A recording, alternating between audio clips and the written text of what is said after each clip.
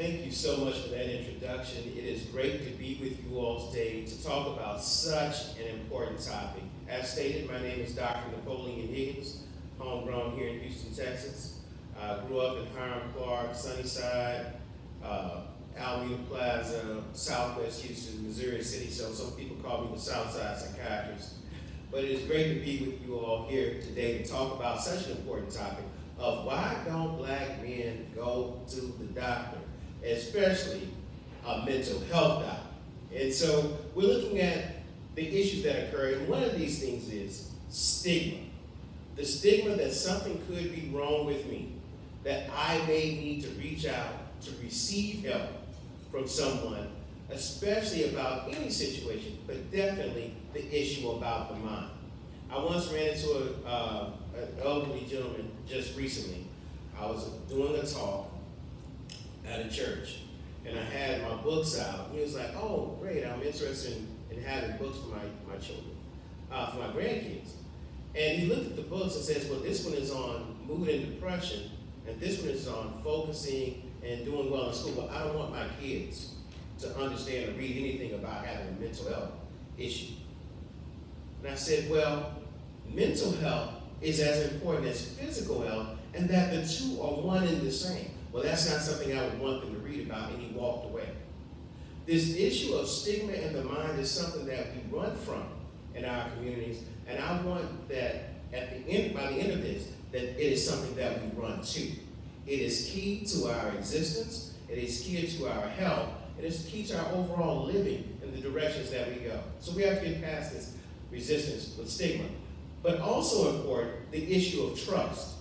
Too often when we reach out, we don't trust what the doctor is going to do or what the doctor is going to say. So often in our communities, we don't believe in what the other communities believe in. Our set of values, our set of goals, our history speaks sometimes differently, and we question, what will this person say? Or can I find somebody who looks like me, who understands me, who will not judge me, and truly see me as an individual who should engage and care with that particular provider. We also run into this wait and see. All right, we're going to wait and see.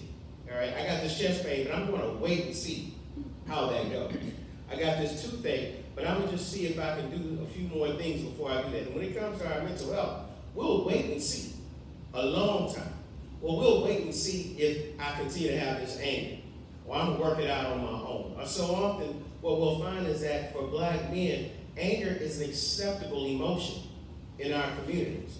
Not understanding that a person who is angry is also feeling the pain on the inside of them.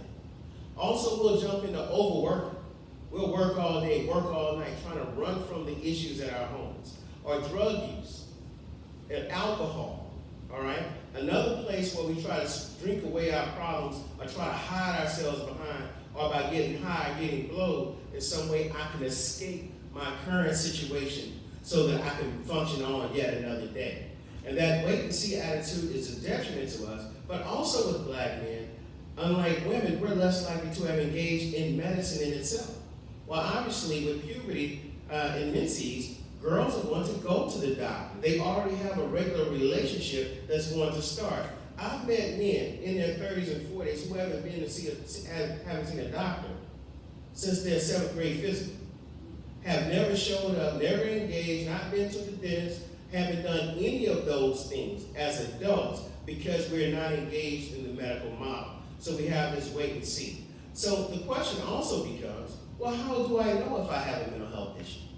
And I tell people this, just like we teach fingers and toes, and how many fingers, how many toes, and head and shoulders, maybe 1, 2, and 3, and all those type of things where we talk about the body parts, the brain has parts to it.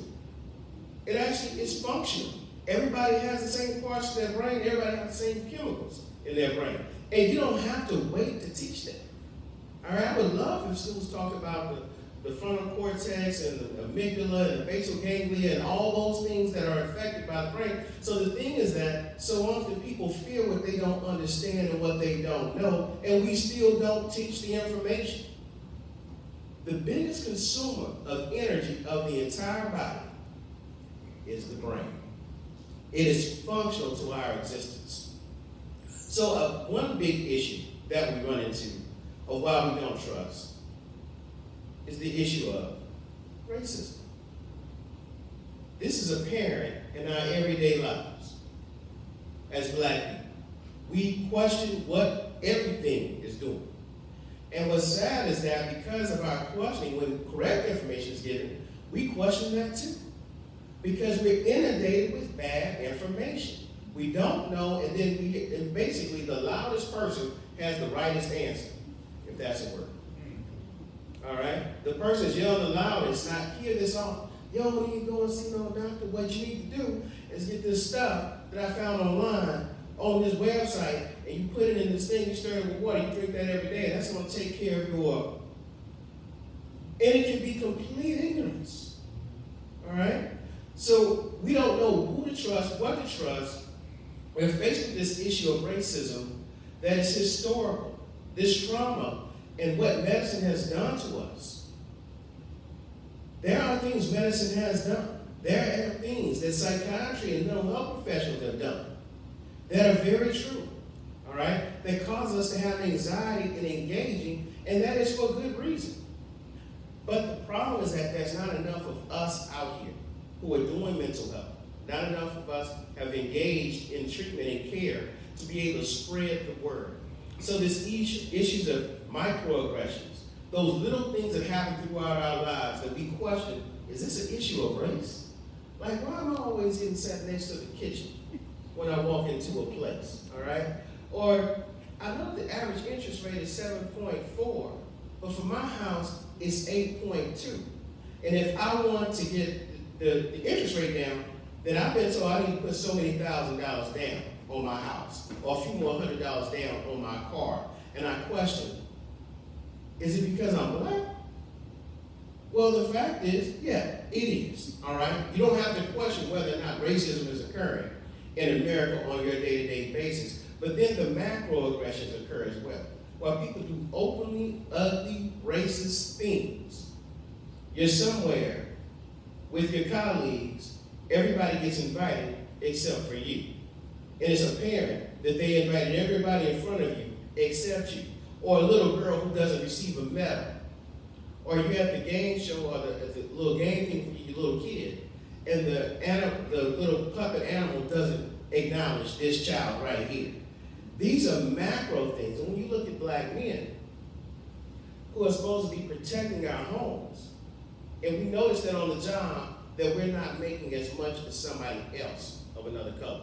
Or we live in a country where a black man with a college degree is less likely to receive a managerial job than a white man without a college degree and a felony. When you see yourselves getting passed up for positions where you're training people to be over you, and then we have to come home to our spouses and our wives with the shame and the guilt that I don't make as much money as the man next to me. I'm not able to provide as much, and I'm paying a higher interest rate on my house. I'm spending another $300 or $400 more than my neighbor next to me because of racial practices in the banking and lending systems. So, what should I do? How do I engage? One thing that we also do very poorly as men is support one another. Now, I know my wife. She has her sorority sisters. And then they have this group and that group. They're on the phone, they're hanging out, they're doing different things, and men, we sit alone. And if we are with a group of men, we're not going to tell them about stuff going on in our lives. We'll talk about the game, all right? We'll be 3, 4 old fashions deep.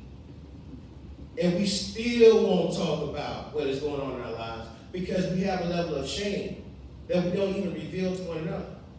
So I would say to us, we have to get together. We have to be our brother's keeper. So the thing is, so what do I do and how do I engage in mental health care? One is, if you have insurance, you can always call your insurance company. And then along with that, you can ask the question, do you all have anybody black? Is there a black male that I can see? If you feel more comfortable seeing somebody of your gender and of your race. Now, the fact is that there are not a lot of black people who do what I do. Every black person who needs care cannot get in to see me. or the other black professionals. It can take a while. It can take that next step. It can take waiting a little bit longer. But I will tell you this, get in to see someone. Even if you're waiting to see somebody else, get in to see someone. If you don't have insurance, you do have the county programs and things of that sort that are the safety net programs that can allow you in. Then I would say also, are you willing to invest in yourself? We'll put money over here. We'll pay to go to this concert. We'll pay to go to this ball game. But the cost to see a therapist is the same amount. All right? Are you willing to invest in yourself? So I would say this. There are a lot of things and a lot of issues that we are faced with. But I would say also that you have to take the necessary steps to take care of yourself. And one way that I found to reach black men is not to focus on them, but to talk about how their behavior is impacting the people that they love. How your children fear you.